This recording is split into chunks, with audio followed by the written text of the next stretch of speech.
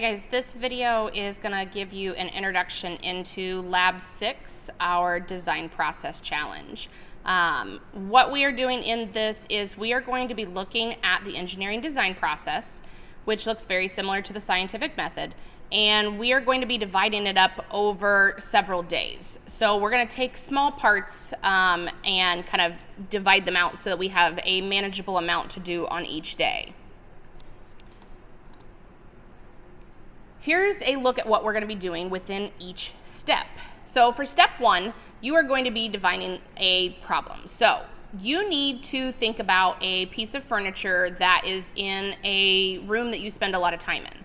That could be a room at home, a room at school, and you are either going to redesign that piece of furniture or you're going to design something brand new to replace it. Okay? What you need to list in step 1 is what those things are going to be that you're going to change or update to fit your needs. So this very much should be a bullet point list. The colors you want to change, the patterns, the fabrics, the whether it's a plastic chair, whether it's a cushioned couch, whatever that piece of furniture is, you're describing all of the things that you want to make sure are in the new one. Okay, and that's what you're going to be doing. You're going to give me that list of what you're changing or adding that will make that piece of furniture perfect for you. All right, step 2. Step 2 is your brainstorming step, and this should very much look like a collage when you finish your picture. It could be sketches. It could be some sketches and some pictures that you find from the internet. It could be actual other similar pieces of furniture or things that you want to kind of pull from. It could be colors, patterns, textures, but it should be all of the elements that put together your final piece of furniture. And there have to be at least 6 things on this area. So I need a minimum of 6 photos, and then you can combine that with sketches or drawings, but there has to be at least 6. You can go more than 6. For step 3, when you're developing your solution, this is where you're going to actually be doing your best sketch of what that final product will look like. Okay, so in this example that I have here, they have a drawing of a bunk bed with a desk underneath.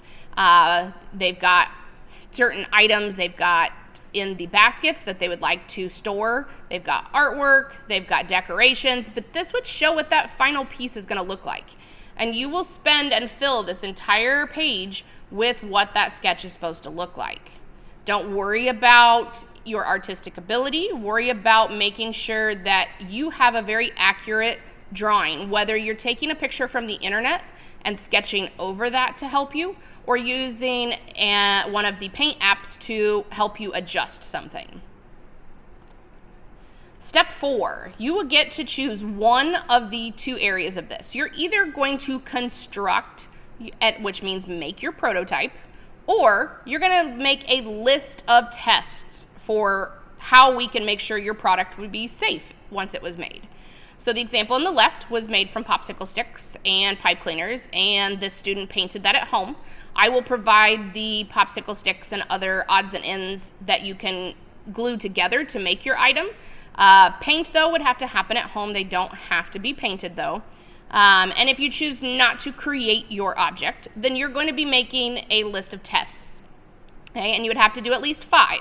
So I have an example on here saying that, maybe for this specific piece of furniture, I need to test to see how much weight it can hold. I need to know what the shelf could actually hold, maybe the top of it if I plan to set a TV on there.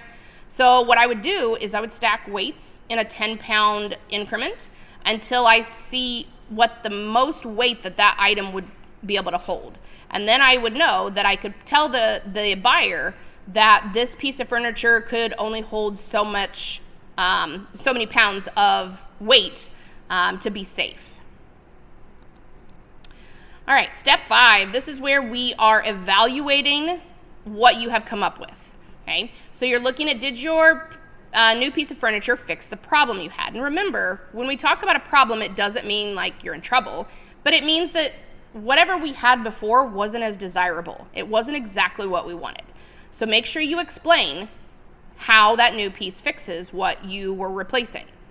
Is your product safe for all ages? Make sure you are very carefully thinking about even the young child. A bunk bed, even with a rail, would not be something we would want to advertise as safe for all ages.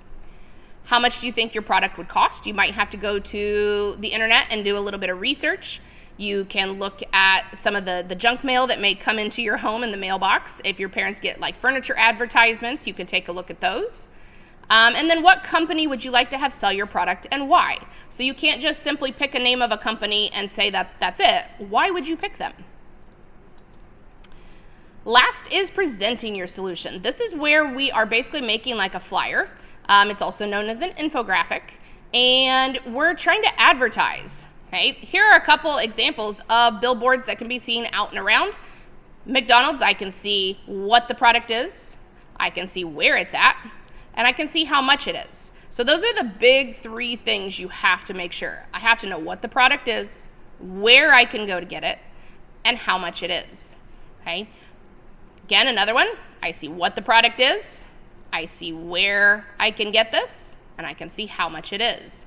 And then here's a student example. And this is where your sketch is going to be able to come back into play and be reused. So that's why in step 3, you really want to make sure you do a good job sketching, because then all you'll have to do is put that picture into your flyer, and then it's just a matter of organizing the words for where it's going to be sold and how much it's going to be. Okay, so pay attention very closely in Canvas. Each day that we finish a step, I will want you to turn it in. That way we're not waiting until the very last minute to get all of our steps submitted. Okay? So pay close attention to the due date for each item. The final assignment also will show when the whole 6 steps of this are due.